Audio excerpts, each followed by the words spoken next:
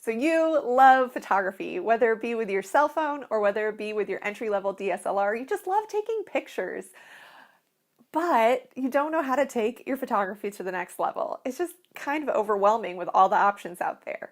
Well, stay tuned. We're going to take you through step by step what's important and how to take your photography to the next level.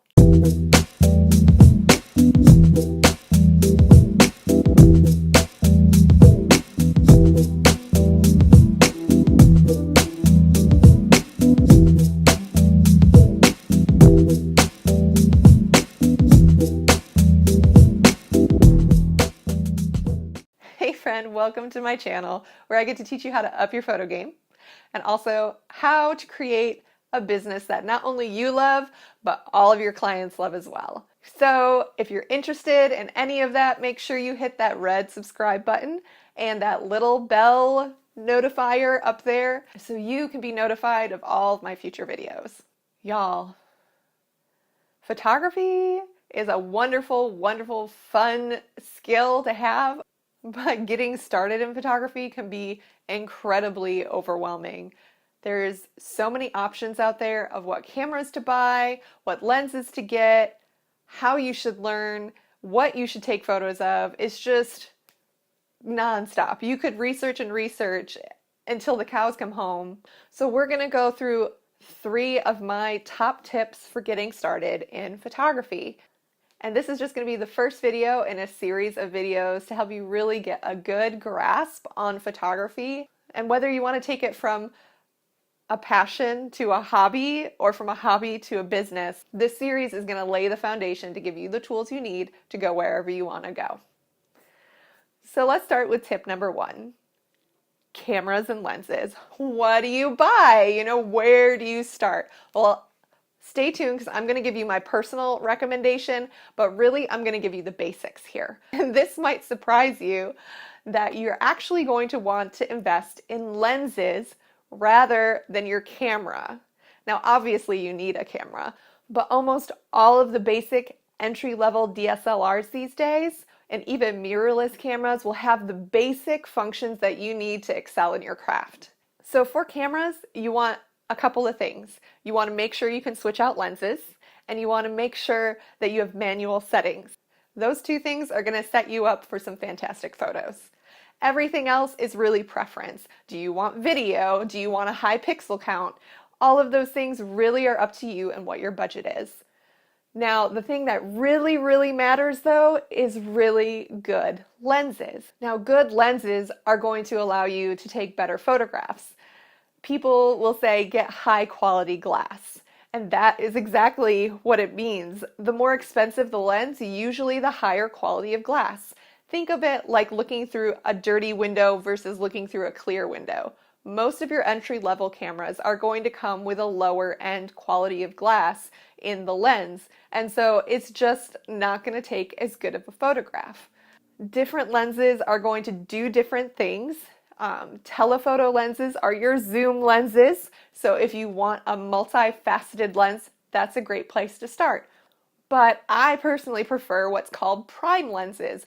Prime lenses are fixed at one focal length, so you use your feet to move in and out. And the great thing about investing in good quality lenses is that they're going to grow with you as your technology grows. So depending on your camera body, you may have a lower end body right now, but you may eventually want to invest in a nicer one.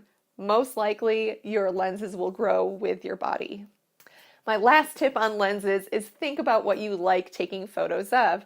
Are you a landscape photographer, still life photographer, wildlife photographer, people photographer?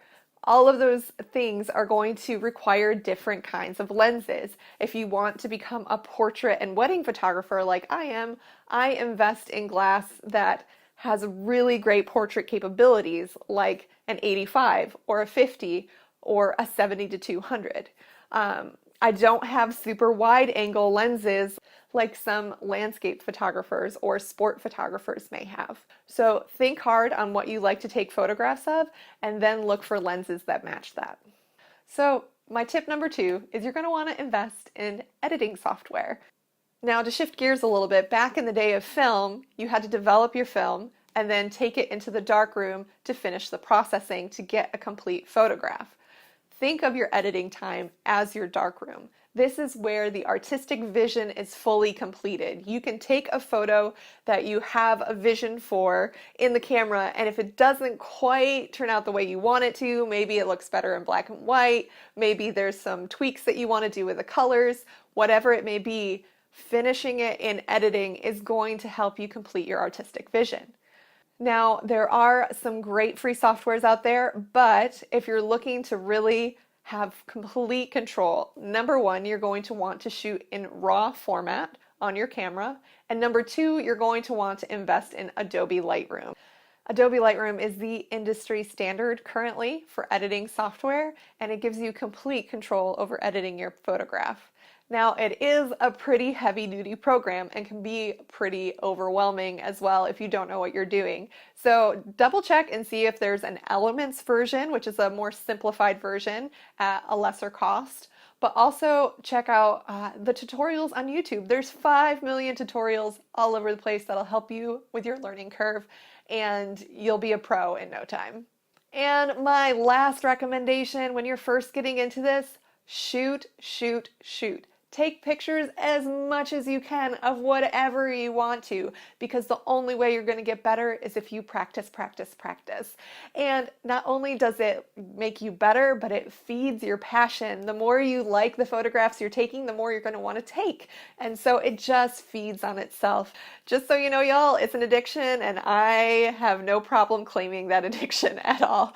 Practicing is by far the best thing that you can do for this craft because it's the only way that you'll get better, whether it be shooting your own children or going out on an adventure to take photographs. Just do it and you'll fall even more in love. So just to recap, remember my top 3 tips are invest in glass over cameras. Make sure you've got some editing software to finish your artistic vision, and practice, practice, practice. And lastly, I wanted to give you my own personal recommendation for a startup kit. So when I started, and I still believe in this setup, I started with a Canon Rebel, and it was the perfect beginner camera because it allowed me to change lenses and learn my manual settings. Now, it did come with a kit lens, which I no longer use, but it was fun to get started with, so I did play with it for a little while. But it's up to you if you want to get that. I would recommend getting a 50mm 1.8 lens if you want that kind of artsy feel with all the big bubbles in the background. We call that bokeh. Now, it is a little bit of a closer lens, so you may also want to look at some wider lenses.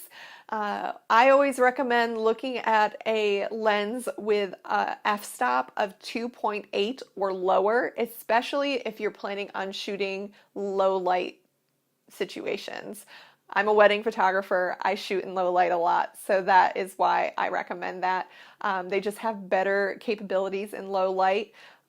Anything above 2.8 is going to get difficult. If you're shooting outside all the time, you may not have that issue, so you might not need to worry about that. So that is my basic setup. I'll put links to that down in the description below. Thanks again for watching. Don't forget to hit that subscribe button and that bell notification, and I will see you next time with another video on how to up your photo game and create a business that you love.